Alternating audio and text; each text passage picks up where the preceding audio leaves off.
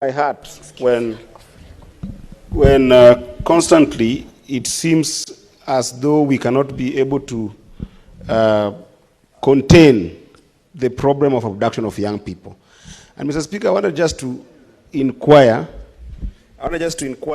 whether there is anything this House can do for resolutions that we have passed, and especially at a presidential level, Mr. Speaker, that aren't followed through. Because, Mr. Speaker, in July, we did pass a resolution here at the heart of chaos in this country. And those resolutions, Mr. Speaker, went to the president of this country. And among the issues that were supposed to be dealt with, apart from just compensation of young people who were affected during the Gen Z movement, Mr. Speaker, we also implored upon the president, Mr. Speaker, that the issue of abductions be responded to very strongly, Mr. Speaker. The reason why I'm bringing this, Mr. Speaker, is because the abductions that are happening. Use the portable microphone. Thank you, Mr. Speaker. Mr. Speaker, the reason why I'm bringing this up is because the abductions that are happening in this country are happening at two levels. One, within structured authorities of governance in this country, and number two, outside those structures. But I think that if there is a force in dealing with the issues of abductions within structure of security in this country, Mr. Speaker, there will be an equal response to those who are doing it outside the structure, Mr. Speaker.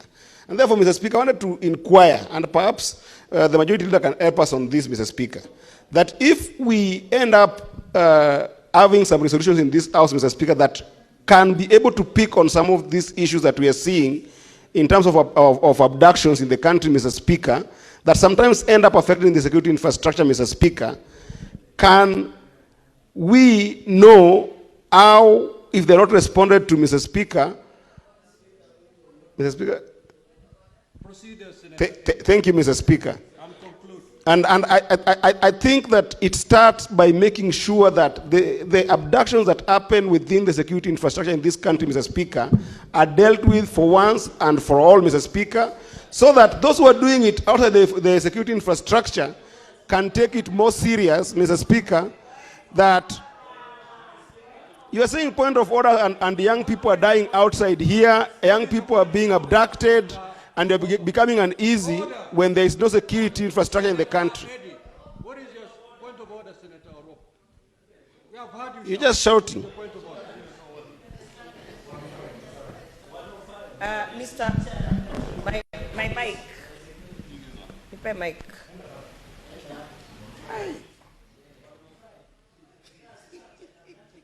Mr. Speaker.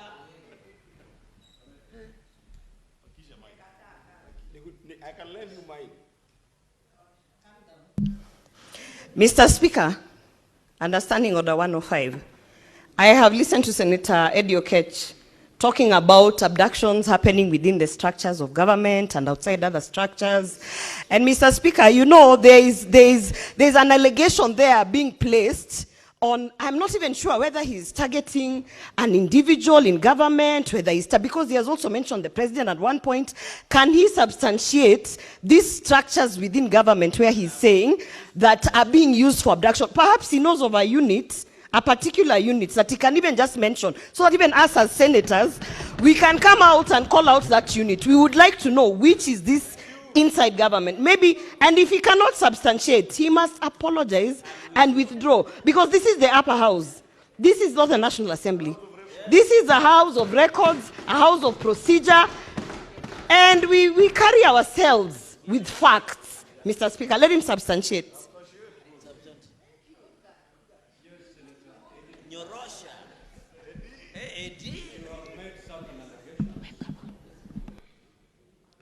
Mr. Which you have to substantiate. The structured abductions.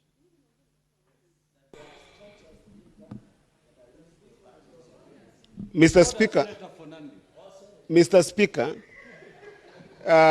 Speaker, I was very clear about the document which is a resource of this House that has gone to the President. In that document, we were very clear about a number of issues that we complained about. Unless Senator Gloria was not in this House, to listen to what was being discussed in this house, Mr. Speaker. I am very clear in my mind, Mr. Speaker. And Mr. Speaker, let me say this, Mr. Speaker. Maybe Senator Gloria is comfortable because any of her family members have never been abducted. But abduction of young people in this country must stop. And they happen within the structure of security in this country as well as outside the structure of this country. You might make noise as much as you want, but I can assure you that one day your own family member or your own relative will be abducted and you won't be sitting pretty. We must stop the abduction of young people in this country. It must stop. Senator Eddy. Order, honorable Senator. Senator Eddy. Order. Senator Fernandez, take your seat. Now, order, Senator Joyce Correct. Order, honorable Senator. This is the House.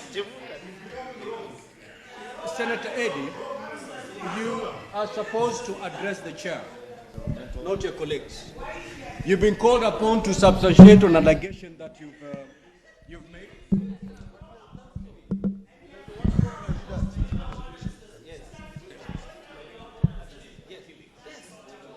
Order, honorable senators. Mr. Speaker. Sit down, Senator Eddy. Where are you going? Sit down. Sit down. The chair is speaking. Senator for Kilifi, let the chair handle this. Now, Senator Orwoba rose on a point of order on this allegation that you've said they are structured abductions within the system. So, you've been called upon to substantiate those allegations. What did you mean by structured abductions within government? Instead of responding to that, you've been shouting back at your colleagues. Proceed, Senator Eddy, to substantiate. If you're not in a position to do that today, you know exactly what to do. Mr. Speaker. Order. Mr. Speaker. Can the senator be heard inside? Mr. Speaker, it is not my role as a senator of Migori to focus the Senator Orwoba in this house. I refer to a resolution of this house, Mr. Speaker, that is a property of the house passed by all of us.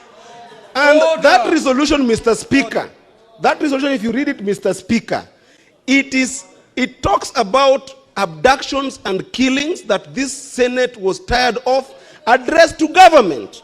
Mr. Speaker, if it is addressed to government, Mr. Speaker, and it has not been responded to, Mr. Speaker. Senator Eddy, order. Senator Joyce, I caution you. You proceed, I'll throw you out of the chamber. Now, Senator Eddy, look for that document and read the particular resolution that you're relying on. And I'm giving you to do that tomorrow. You may not be able to get the document right away. Look for that document and read that particular resolution that supports your allegation. Mr. Speaker, let's proceed. Have a seat. Mr. Speaker, I hadn't finished. They ate on my time, Mr. Speaker. They ate on my time. Sit down. Take your seat. Mr. Speaker, you're giving them so they ate on my time. Take your seat. Senator Omtata. Senator for Kilifi, you know there is no senator on their feet. You cannot raise on a point of order. No, he was still standing there when he refused me. Yeah, but he proceed. I did not refuse you. You don't catch my eye.